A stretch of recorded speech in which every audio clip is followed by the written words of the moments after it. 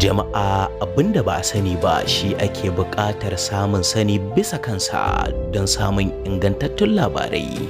Kasance da tashar Mighty Hausa TV. Ku danna subscribe kana ku danna ƙararrawa.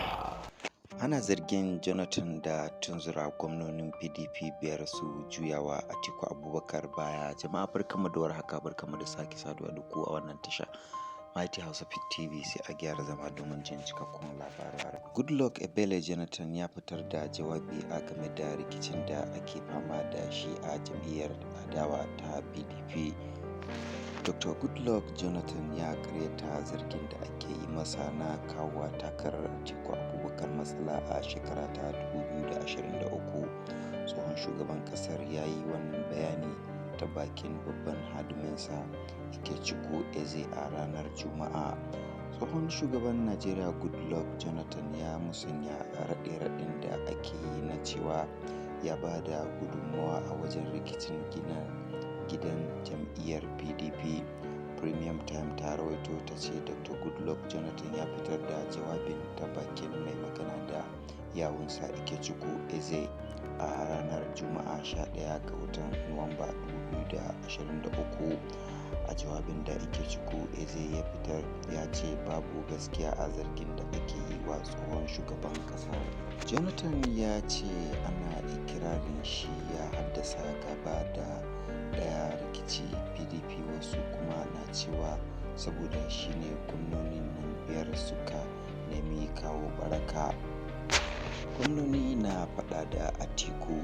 Gwamnonin su ne Nyesom Wike, sai Makinde Victor Ifeanyi Ogwani da Samuel Ortom. Jawabin ya ce Jonathan ya sha bamban da masu neman ɓata masa suna domin ya zama dattijo mai neman kawo zaman lafiya a ɗaukacin ƙasashen Afirka baki ɗaya.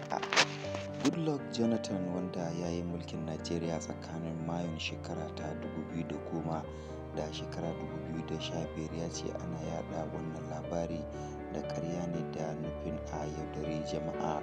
Jaridar da Cable ta rawaito cewa shugaban yana cewa yana fatan jam'iyyar PDP za ta iya shawo kan rikicin cikin gidanta domin ta taɓuka abin kirki a zaben shekara na 2023.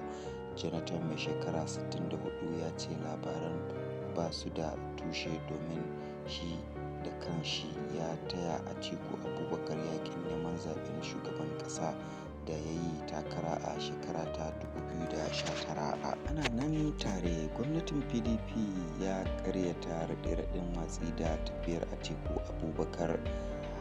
An ji Jonathan da bakinsa Atiku ya ce zai yi wahala jam'iyyar hamayya ta koma kan mulki idan har aka ci gaba da fama da rigingimun cikin gida.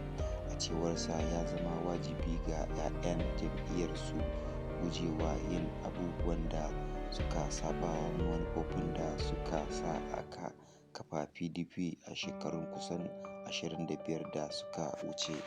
Waɗanda babu ruwanka ya fi daɗin kallo, amma sai aka ji labari jam'iyyar NNPP ta tsoma baki a rikicin 'yan jam'iyyar APC da Atiku Abubakar a jihar Borno. To jama'a, duka nan muka kawo ƙarshen wannan labarai na wannan lokaci. Ku kasance da Mighty Hausa TV.